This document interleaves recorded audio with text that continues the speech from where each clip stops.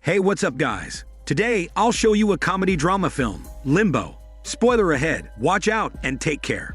The movie begins with a man named Jimmy waking up in a small dark room. The moment he opens his eyes, he gets a brief flashback of a gun being shot. He looks around, and the room he is in is very similar to a police interrogation room. Seconds later, a man wearing a suit walks into the room. Without saying anything, he opens his briefcase and pulls out his files on Jimmy. He sits down and asks Jimmy if he remembers anything. Jimmy shakes his head. He introduces himself as Balthazar and explains that it's perfectly normal not to remember anything. He then adds that Jimmy was transported from the hospital to the station. Jimmy realizes that he must be in a police station. He demands his right to a phone call after being arrested, but Balthazar says that he is not under arrest. Jimmy stands up and takes this as a signal that he could just walk away, since he is not under arrest after all. But when he opens the door, immense heat and the sounds of screams greet him. Apparently, there is no exit for him.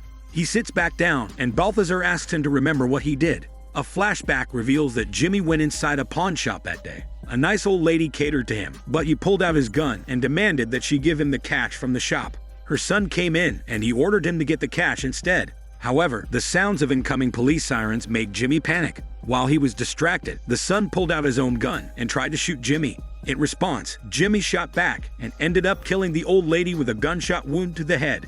Balthazar tells him that the old lady had 3 children, and with one blow, he had destroyed a family. Jimmy argues that he was only defending himself and that the son had shot first. Unswayed, Balthazar reads the list of crimes that Jimmy had committed previously. He was a habitual criminal who lived a life of crime. He declares that there is no doubt that Jimmy is guilty, and all he has to do is sign the confession. Jimmy is about to sign the paper when a woman wearing white enters the room and tells Jimmy to stop. She introduces herself as Cassiel, the assigned defender of Jimmy. Balthazar is confused about her inclusion, since the case is open and shut and Jimmy has already confessed. Cassiel is angry that Balthazar did not inform Jimmy about his rights. She is adamant that she can exculpate him and earn him a full pardon. Balthazar chuckles at this, because no one has gotten a full pardon yet. Balthazar momentarily steps out of the room to verify Cassiel's story. He goes to a colleague of his and asks about the department that sent Cassiel. A scared look comes over the colleague's face, and he tells Balthazar to be careful, because he had a run-in with another defender like her a few years ago. Back in the interrogation room, Cassiel slowly explains to Jimmy that he is already dead. He was shot in the back by the police when he arrived at the pawn shop. He died at the hospital. Balthazar comes back and declares that he will request for a stenographer to be present during the interrogation. He also sits down and reveals the other half of the truth. Jimmy is now in the afterlife, and Balthazar is a devil, while Cassiel is an angel. Cassiel is advocating for Jimmy to be exculpated and be granted entry into heaven. Meanwhile, Balthazar is on hell's side and will be working toward getting Jimmy damned. The stenographer arrives, and he and Balthazar exchange pleasantries. He sits down in the corner and pulls out his typewriter. Balthazar begins the prosecution's argument. He calls forth his first witness, the old lady that Jimmy killed. She appears in the interrogation room with a bullet wound on her forehead. She is furious with him for robbing her of any chance to see her children grow up. Jimmy looks guilty and he doesn't say anything. The old lady disappears, and it's now Cassiel's turn. She begins her argument by saying that it is already certain that Jimmy had killed the old woman, but there are extenuating circumstances that could justify him getting a full pardon. However, they are interrupted when the Crown Prince of Hell walks in. He is pissed at Balthazar for taking too long to secure a conviction. He reminds him that he is just an angel that was cast down from heaven and forsaken by God for eternity. Both Balthazar and Cassiel take a break so they can contact their respective bosses. Meanwhile, Jimmy has a conversation with the stenographer. The stenographer has been here since the dawn of time, and he shares with Jimmy the horrible punishments awaiting him in hell. In turn, the stenographer is also curious about Jimmy's life on Earth.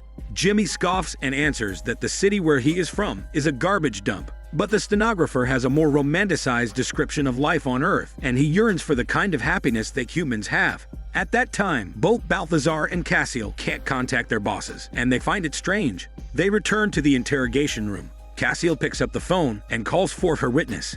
A man in a leather jacket is escorted inside. He turns out to be Jimmy's absentee father who died some time ago and is now being punished in hell. The father is arrogant and told them during his testimony that he tried to raise his son right, but he knew he would turn out to be a no-good nobody. Jimmy angrily speaks up that is not the truth. His father beat up his mother every night, and eventually he beat up Jimmy too. The father gets escorted out of the room soon after that. Cassiel argues that Jimmy is a product of a cycle of violence, and his upbringing has led him to his life of crime. But Balthazar is unconvinced that it is enough to exculpate Jimmy.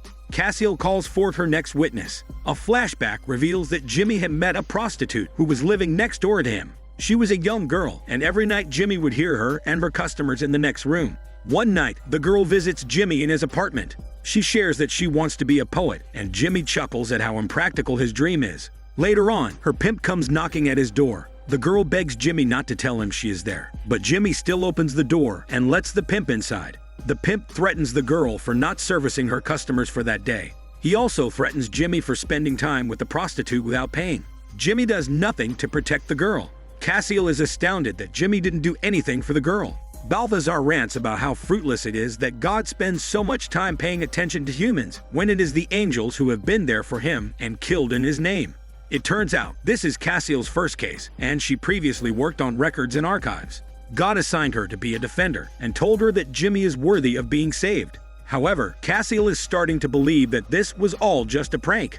The Crown Prince appears again and talks to Balthazar. He demands that Balthazar close the case soon. Balthazar returns to the room and calls the next witness, Jimmy's mother. She has stringy hair and gray skin. There are noticeable track marks on her arms. She is a drug addict who is still jonesing even in the afterlife. The mother vaguely recognizes Jimmy, and he introduces himself as her son. As a kid, she would neglect Jimmy and just disappear into a haze of drugs. When their money ran out, Jimmy resorted to stealing so she could buy her precious pills. The mother suddenly claims that Jimmy killed her by smothering her with a pillow. Jimmy explains that he killed her because she was a drug addict who couldn't hold on to life. In his mind, it was mercy. After this, Cassiel gives up and quits. She thinks that there is no redemption for Jimmy. She had put her trust in God, and now after seeing what humans are capable of, she doesn't want to lose whatever faith she has left. Cassiel stands up to leave, but Balthazar persuades her to finish the case.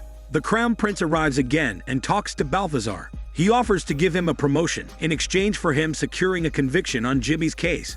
Cassiel appears, and the Crown Prince insults her and her smelly part. Cassiel does not back down and insults the Crown Prince and his smelly part too. Balthazar steps in and tells the Crown Prince that he will do as he asks. Another flashback reveals that the prostitute and Jimmy had started hanging out together. She told him that she wants to escape her life. The day that Jimmy robbed the pawn shop and was shot in the back, the prostitute found him half dead in his apartment. She wanted to call an ambulance for him, but Jimmy knew that it was already too late. So he mustered whatever remaining strength he had and used his gun to shoot the prostitute's pimp.